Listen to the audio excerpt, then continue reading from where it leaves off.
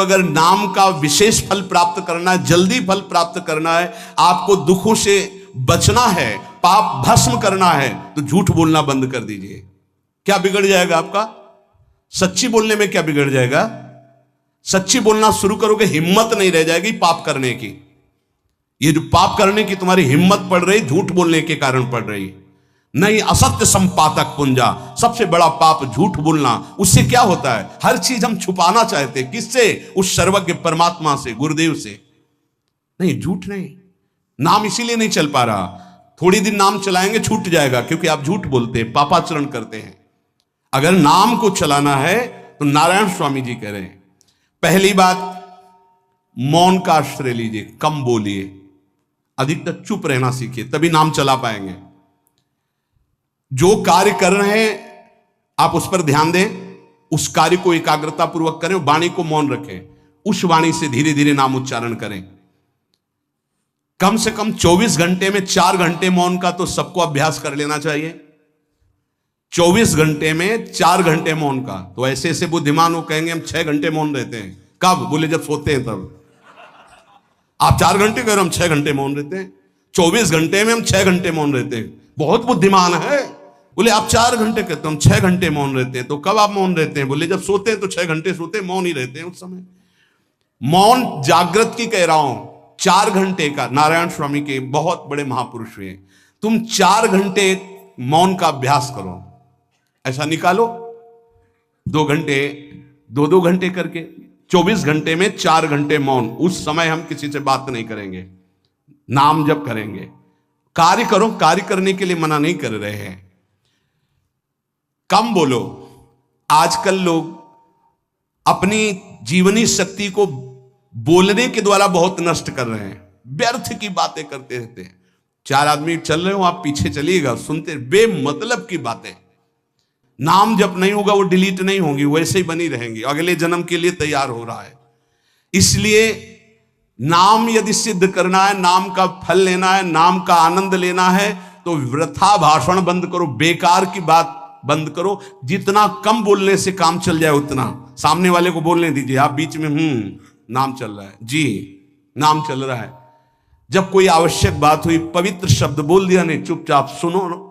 उसको लग रहा है कि आप संभाषण करो, मान लो रिश्तेदार है, नातेदार है, मित्र, अब आप व्यवहार में हैं, आप सीधे ये तो नहीं कह सकते हमसे बात मत करो, नहीं, हाँ बात कीजिए, लेकिन आप कम बोलिए, उसको बोलने दीजिए, आप नाम जप कीजिए, जरूरत भर बात कीजिए।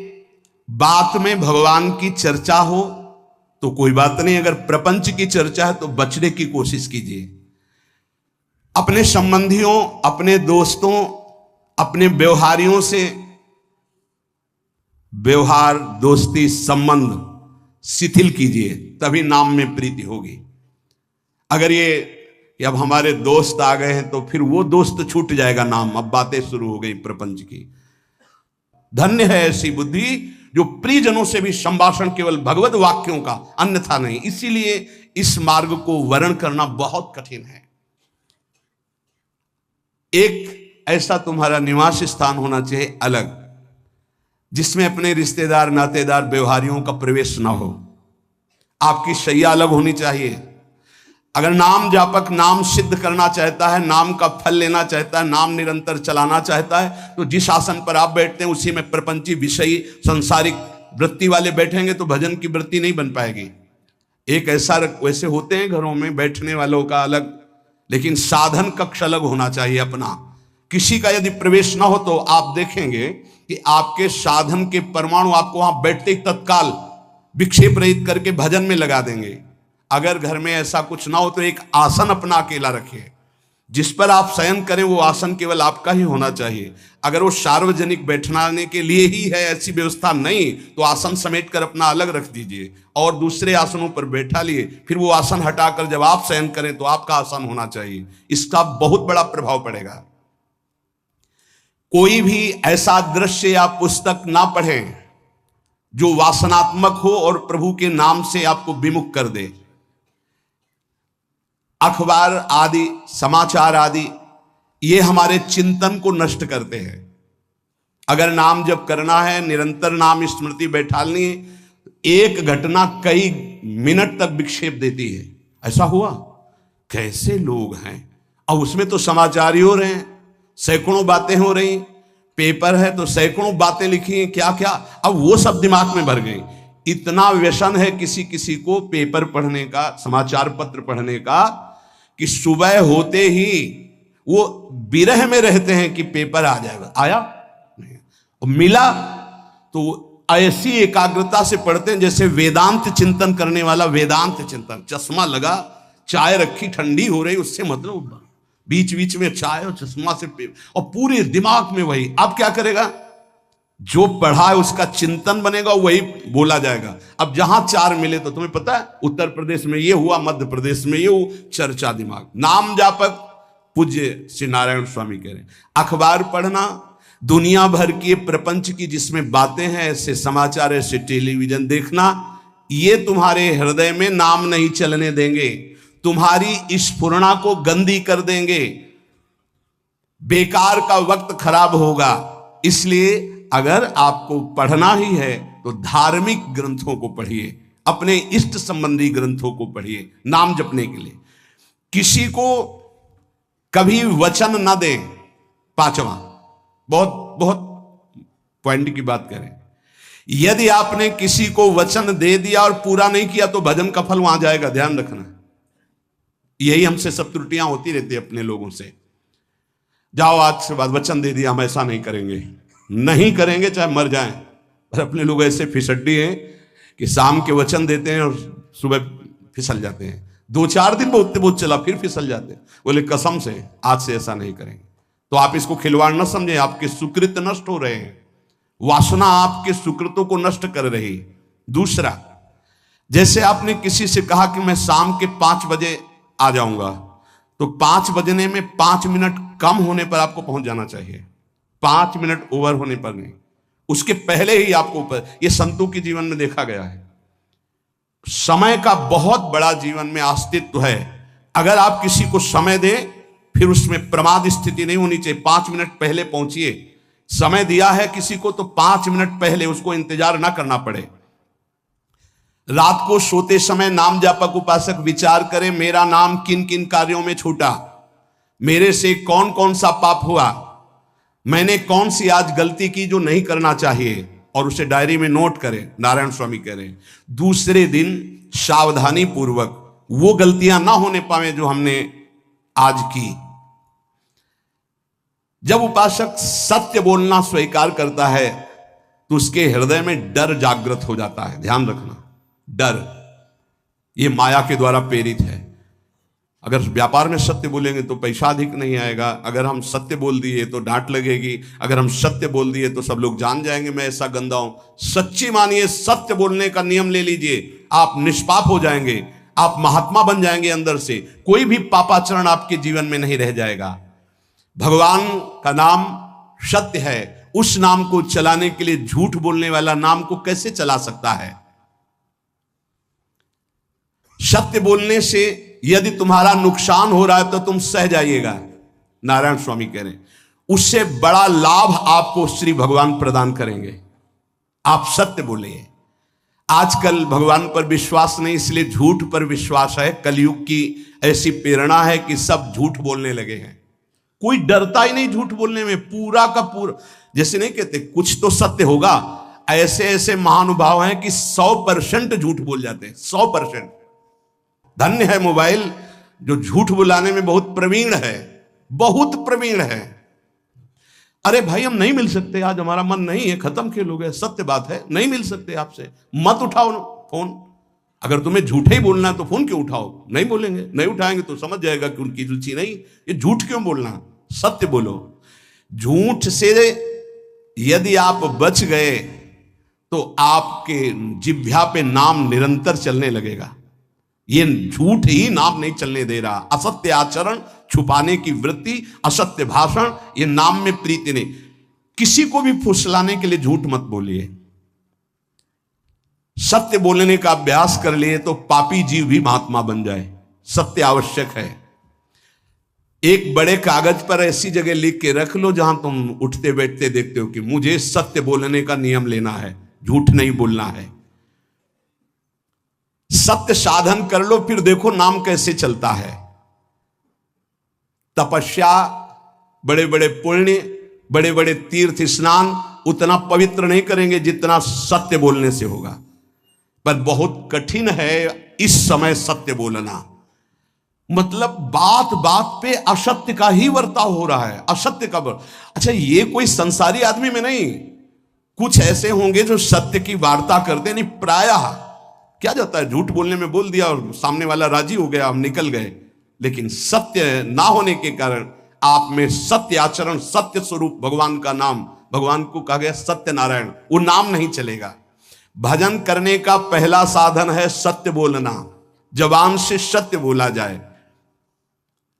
और भजन की संख्या प्रारंभ में जरूर लेनी चाहिए।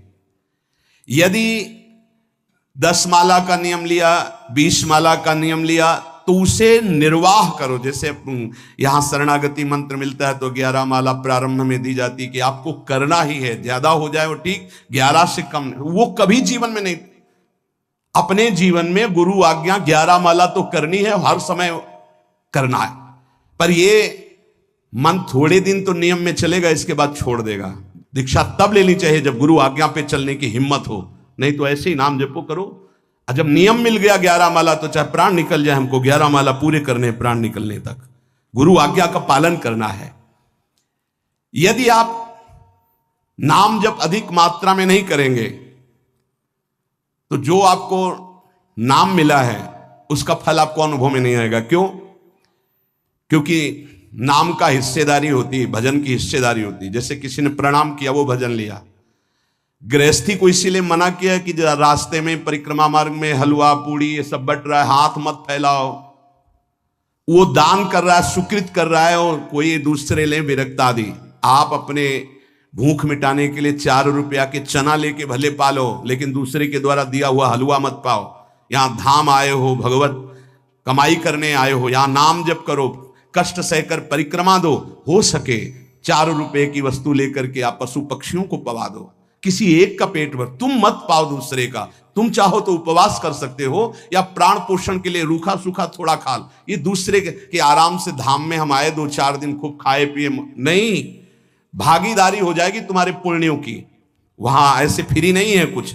भजन का भागीदार राजा भी होता है, जिसके राज्य में रह रहे हैं। जो अन्न देता है वो भजन का, जो वस्त्र देता है वो भजन। इसीलिए गृहस्थ को कहीं कुछ भी स्वीकार नहीं करना चाहिए, ये बहुत ध्यान रखें। अगर आप कहीं तीर्थ साधु आश्रम कहीं जाते हैं, कोशिश कीजिए कि किसी से सेवा ना ले, और अगर सेवा ले तो उसके अनुसार फिर अर्थ दे दे। अगर आपने वहां भोजन पाया, पान पाया, तो उसके अनुसार सोच ले कि अगर हम इतना खरीदते तो कितने का मिलता, वो दे दिया तो आपका भजन बच गया। कभी आपको कोई प्रणाम नमस्कार करे, तत्काल बराबर प्रणाम करो। किसी को अपना भजन का हिस्सेदारी नहीं, सबका मंगल हो। ये भजन जितना बढ़ेगा तो आपको भगवदाकार कर देगा। दिन रात 24 घंटे में 21,600 श्वास चलती है।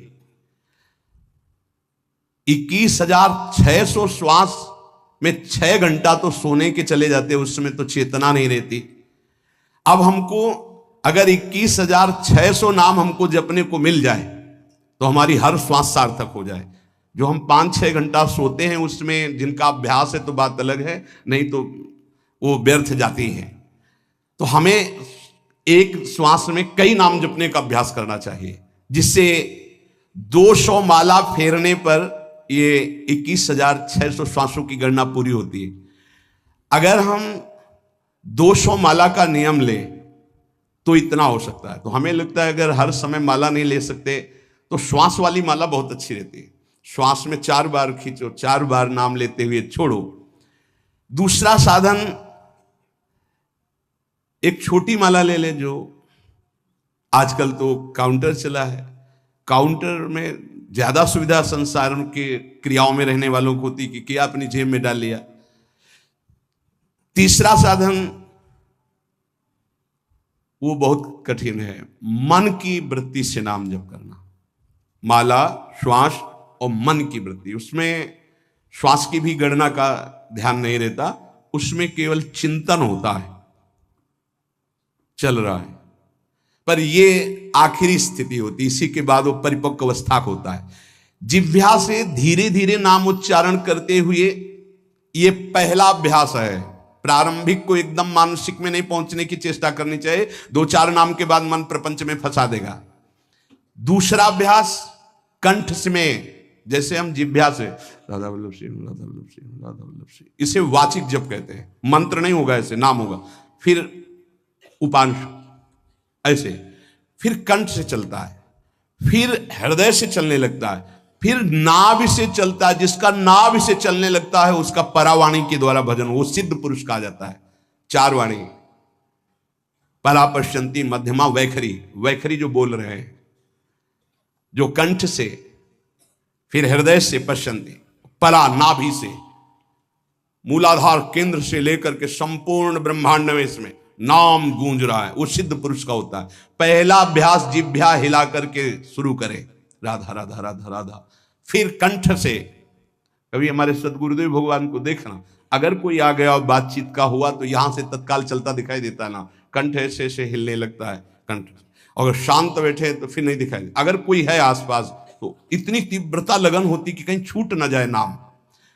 कंठ से विशिष्ट अभ्यासी का, फिर हृदय से परिपक्व अभ्यासी का, और नाभि से सिद्ध महापुरुष का, परावाणी से चलता है।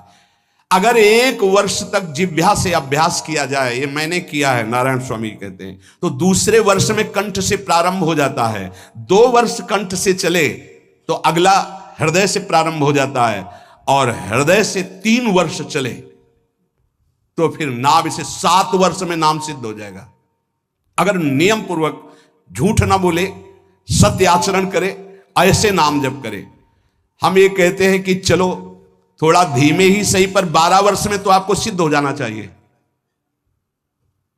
12 वर्ष, यहां बोले 30 वर्ष के 50 वर्ष हो गए साधन करते हो, ज्यों कहते हो कोई परिवर्तन नहीं। इसका मतलब अंदर से नाम नहीं चलाया जा रहा, नाम में रुचि नहीं।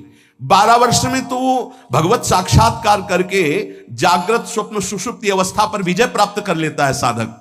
ऐसा ही स्वामी जी ने किया, नारायण नारायण नारायण नारायण नारायण, ऐसी सिद्धावस्था हो गई थी। एक टाट की लंगोटी, एक रस्सी कमर में, बस।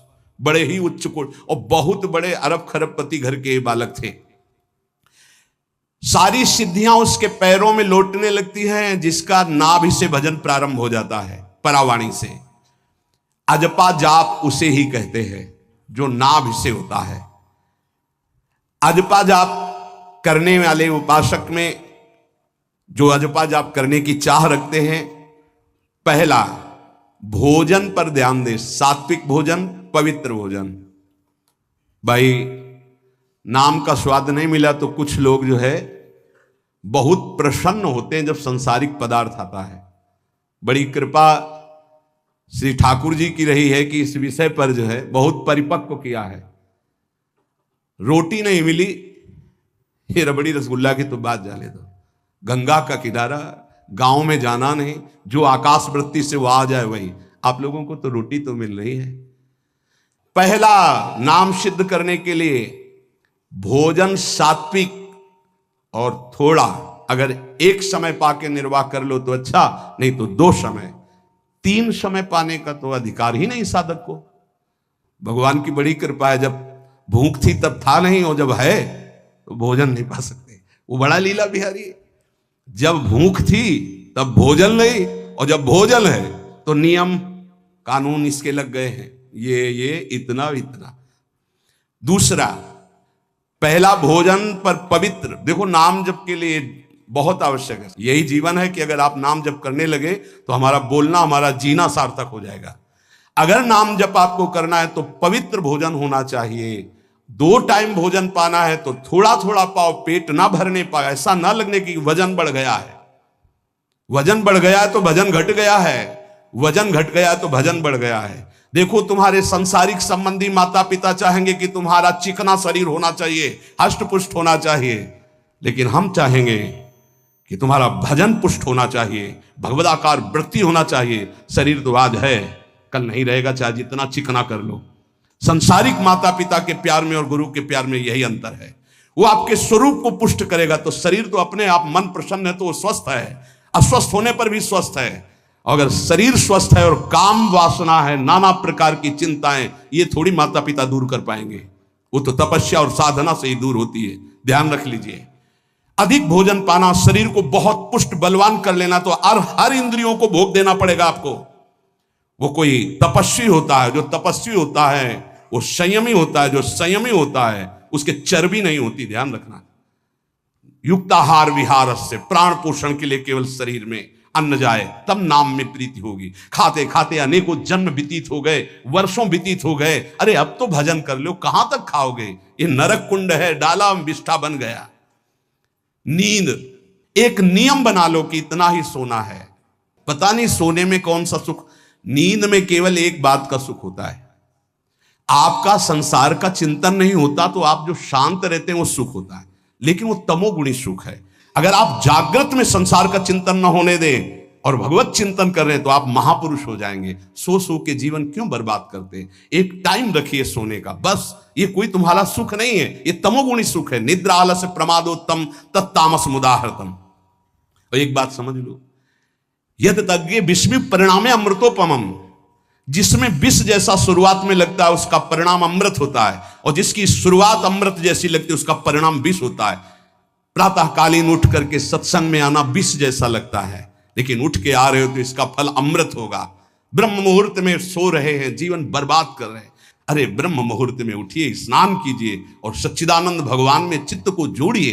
ये विष जैसा लगता है, परिणाम अमृत जैसा होता है। तीसरा, 24 घंटे में 1 घंटे का तो एकांतवास करना सीख ही लो, चाहे गृहस्थ हो चाहे कोई भी हो। 1 घंटे हमसे कोई बात नहीं करेगा, अपने दरवाजा बंद, थोड़ा 1 घंटे कोई ऐसा समय निकालो जिसमें चित्त को केवल श्री कृष्ण से जोड़ो, प्रियाजू से जोड़ सको।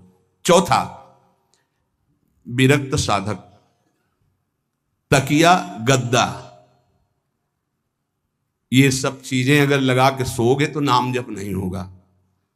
देखो, हितधाम में कुशासन और एक ईंट कुशासन के नीचे, सर्दी में ओढ़ने के जो हमारे कंबल थे वो आटे का बोरा बलराम जी ला के दे थे।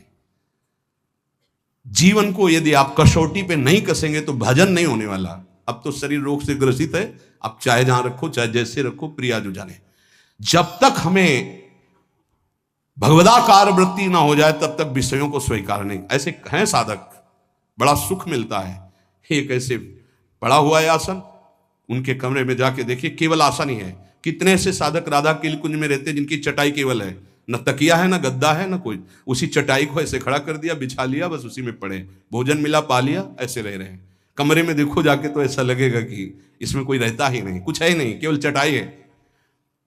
तकिया गद्दा विशेष विलासिता की वस्तुएं, तो नाम जप नहीं होने वाला, ध्यान रखना। जहां पड़े आराम से नींद आ जाएगी, सो जाएंगे, और जब तो नींद उतनी आएगी जितनी आवश्यकता है।